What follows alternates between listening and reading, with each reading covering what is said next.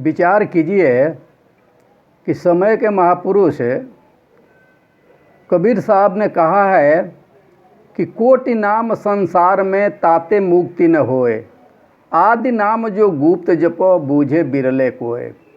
इसी पर विचार करना है कि कहते हैं कि करोड़ों करोड़ों जो हम नाम रट रहे हैं, हम भगवान का नाम समझ करके नाना प्रकार के तंत्र मंत्र हम इसी को रटने में हम सारी ज़िंदगी बिता देते हैं। तो इसका मतलब क्या हुआ कि कोटि नाम संसार में ताते मुक्ति न होए, आदि नाम जो गुप्त जपो बूझे बिरले कोय। जी करोड़ों करोड़ों नाम संसार में जो लोग रट रहे हैं, इससे मुक्ति नहीं होती। आदि नाम जो सृष्टि जब से शुरू हुई है, जब सृष्टि नहीं थी तो पर भी वो नाम था, आज भी है, और सृष्टि नहीं रहेगी तो पर भी वो नाम रहेगा। तो उस नाम को समय के महापुरुष जब जब आए तो उस नाम का ज्ञान कराए। लेकिन आज ये महापुरुषों की चोला में अनेकों लोग अपना संप्रदाय पंथ ले करके चला करके नाना प्रकार के तंत्र मंत्र समय के लोगों को भटका रहे हैं।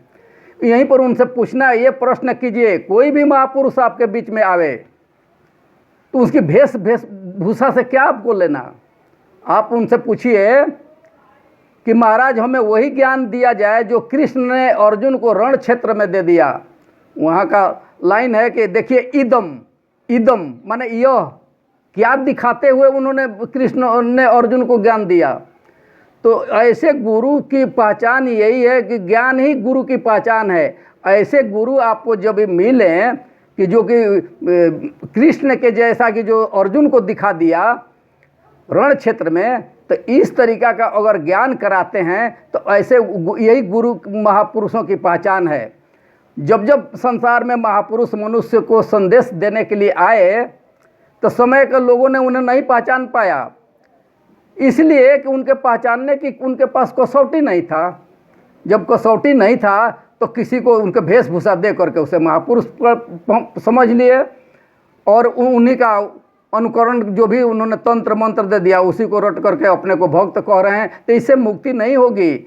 हम अव्यक्तो अक्षर, आपके वेदों में भी अव्यक्तो अक्षर कहा गया, गीता में भी कहा गया अव्यक्तो अक्षर। अव्यक्तो अक्षर का मतलब क्या हुआ? वह अक्षर जिसका कभी क्षर नहीं हो, नाश नहीं होता है और उसको व्यक्त नहीं किया जा सकता।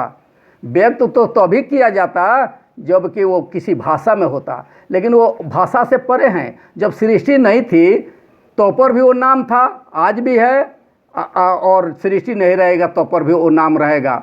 और हम ईश्वर अंश जीव अविनाशी तो हम भी रहेंगे, लेकिन ये शरीर रूप में नहीं रहेंगे। ये शरीर तो परिवर्तनशील है। तो ऐसे गुरु की आपको तलाश है। समय रहते हुए अभी आपके पास समय है, ऐसे गुरु की तलाश कीजिए जो आपको आत्मज्ञान ब्रह्म ज्ञान तत्काल करा दे। और वो भी इसका कोई अनमोल चीज़ का कोई कीमत नहीं होता है, निःशुल्क। लेकिन बड़े बड़े लोग आपके बीच में आकर नाना प्रकार के कथा कहानियाँ कह करके आपसे पैसे ऐंठ करके लेके चले जाते हैं। उनके भेष दे करके आप उन्हें महापुरुष समझ लेते हैं। महापुरुष की पहचान केवल महापुरुष का ज्ञान ही है। तो विशेष अगले प्रवचन में आपको ये बताया जाएगा। अनेकों धर्म ग्रंथों का हवाला देकर जिसको आप धर्म ग्रंथ समझते हैं, ये आपको हर टाइम में बताया जाएगा। अब मेरा वादा है, आइए, आपको मैं आत्मज्ञान ब्रह्म ज्ञान दूंगा, वो भी आपसे निःशुल्क, कोई पैसे मेरे चार्ज नहीं है। तो मैं इतने कह करके आज समाप्त करता हूँ।